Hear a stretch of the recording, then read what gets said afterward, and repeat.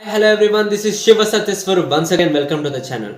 And ఈరోజు మనం brain rot గురించి తెలుసుకోబోతున్నాం. ఇంతకీ బ్రెయిన్ రాట్ అంటే ఏంది? బ్రెయిన్కి నిజంగా రాటింగ్ అనేది వస్తుందా, అంటే ఆగిపోతుందా? So let us deep dive into it. Brain rot ఎందుకు వస్తుంది అంటే స్టాగ్నేషన్ ఆఫ్ మైండ్.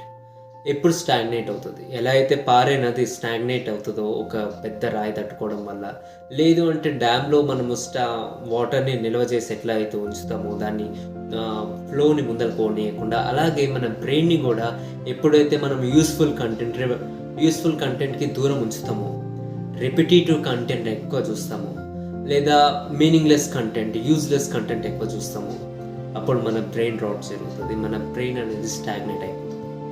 సో ఇలాంటి విషయాలు మనకి ఎప్పుడైనా జరుగుతాయా? So what are the symptoms of it?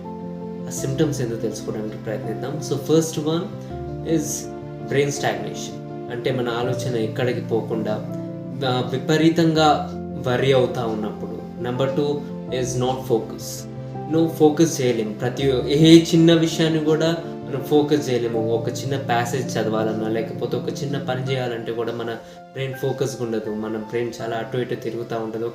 నిజంగా చెప్పాలంటే ఒక కోతిలాగా మారిపోతూ ఉంటుంది మన brain and ideals. And third one is not thinking.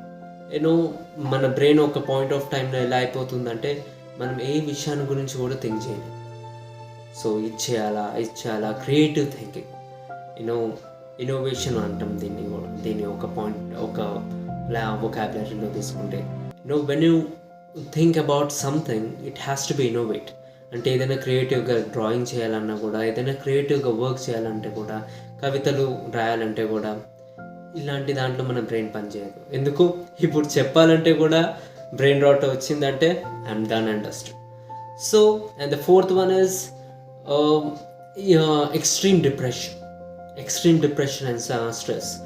మన ఎప్పుడైతే మన బ్రెయిన్ స్టాగ్నేట్ అయిపోతుందో, మనం ఎలాంటి విషయం గురించి థింక్ చేయము, అప్పుడు డిప్రెషన్స్ అనేవి వస్తాయి. అంటే we will go in to the past. మన పాస్ట్ జరిగిన విషయాల గురించి మనం ఎక్కువ థింక్ చేస్తాము. ప్రతి ఒక్క దాన్ని మన సాడ్ అయిన విషయాలను గుర్తు తెచ్చుకుంటాము అండ్ ఆ దాంట్లోనే ఉండిపోతాము. జస్ట్ లైక్ ఒక బావిలో దొంకిన మనిషిలాగా, లేకపోతే ఒక బావిలో ఉన్న కప్పలాగా అదే తన ప్రపంచాన్ని అని ఎలా అనుకుంటుందో, అలాగే ఈ స్టాగ్నేట్ అయిపోయిన బ్రెయిన్ కూడా అలాగే థింక్ చేసి డిప్రెసివ్ మైండ్లోకి వెళ్ళిపోతుంది. సో ఈ దాన్ని అధిగమించడానికి మనం ఎలా ముందుకెళ్ళాలి? So what are the solutions for brain rot? So solutions are simple, just do quite opposite to it. First one is read education.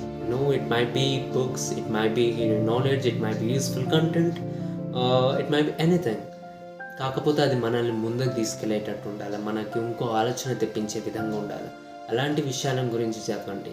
ఏదైనా నాన్ ఫిక్షనల్ ఆ విషయాలను చదివినామంటే మన బ్రెయిన్ నర్వ్స్ అనేవి కనెక్ట్ అయ్యి and it will create for the creativity as well. And 2, or just do a regular exercise and mental mindfulness. It might be yoga, it might be exercise, it might be play, or it might be boxing, anything, any kind of sport. ఇలాంటి విషయమైనా సరే మీరు చేయగలిగితే మన బాడీలో ఉన్న nerves, muscles అవన్నీ blood rush అనేది ఎక్కువయ్యి మన బ్రెయిన్కి ఒక కొత్త బూస్టింగ్ వస్తుంది. సో దానివల్ల మనము ఏ విషయం చేసినా యాక్టివ్గా పనిచేస్తాము, ఏ ప్యాసివ్ విషయాన్ని కూడా దగ్గర రాని. సో ఇలాంటి టైప్ ఆఫ్ ఎక్సర్సైజ్ మనం రెగ్యులర్గా చేస్తూ ఉంటే not only for the body, it for the brain also, it can work really well. And the third one is just be peaceful. ఎలాంటి విషయాలు, పాస్ట్ విషయాలు కానీ, ఫ్యూచర్ విషయాలు కానీ, పాస్ట్ గురించి ఉన్న వరీస్ కానీ, లేదా ఫ్యూచర్లో ఉన్న భయం కానీ, ఎలాంటి విషయం గురించి మీరు థింక్ చేయకపోతే అప్పుడు మన బ్రెయిన్ ప్రజెంట్లో ఉంటుంది. When you are in present అది చాలా పీస్ఫుల్గా ఉంటుంది. Just try to do that. When I'm doing a video, I have to think what is the next bit of ఎలాంటి విషయం గురించి నేను ఇంకే విషయం గురించి నేను ఆలోచించదు. So these kind of things మనం తీసుకురాగలిగితే it can work for us really well. So ఇంకా ఏదైనా పజిల్స్ సాల్వ్ చేయడం, లేదా mind mappings or mind games ఆడడం, ఇలాంటి విషయాలు మనం చేసుకుంటా పోతే మనం ఈజీగా గెలవగలుగుతాం. ఒక మాట ఉంటుంది, అయన్ రాన్ చెప్పినట్టు, for a human it's only the mind that make you existed అని. అంటే ఓన్లీ మైండ్ తోటి ఒక మనిషి అనే వ్యక్తిని బతకగలుగుతాడు, ఇంకే విషయంలో కాదు. ఎందుకు హ్యాండిక్యాప్డ్ పీపుల్ కూడా వాళ్ళ బ్రెయిన్ తోటి ప్రపంచాన్ని వెళ్ళిన రోజులు ఉన్నాయి. Maybe Stephen Hawking or it may be Nick Vujicic. కాలు చేతులు లేవు, కాలు చేతులు పనిచేయవు, కానీ వాళ్ళ బ్రెయిన్ తోటి ప్రపంచాన్ని వెళ్ళారు. So for that reason it is so important to be peaceful for your mind ఎప్పుడైతే పీస్ఫుల్గా ఉంటుందో మన ఆలోచనలు పెరుగుతాయి.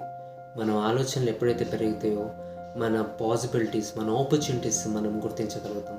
మన ఆపర్చునిటీస్ ఎప్పుడైతే గుర్తించగలుగుతామో ఆ ఆపర్చునిటీస్ని సద్వినియోగం చేసుకొని సక్సెస్ సాధించగలుగుతాం. So you have to just keep moving just like water. నది ఎలా ప్రవహిస్తుందో అట్లానే మన ఆలోచనలు కూడా ప్రవహించాలి. అండ్ ప్రవహించి ఎంతోమంది ఎలా అయితే నది దాహం తీరుస్తుందో అందరి దాహాన్ని, అలాగే మనం బ్రెయిన్లో నుంచి వచ్చిన ఆలోచనలు కూడా ఎంతోమంది కష్టాలను తీర్చాలి. మన మనిషి అనే వాడు ఒక గొప్ప స్థాయికి, ఉన్నత స్థాయికి ఎదగాలి, సమాజం ఉన్నత స్థాయికి ఎదగాలి. So this is for now. So let us back with another video. Signing off, Shiva Satiswaram.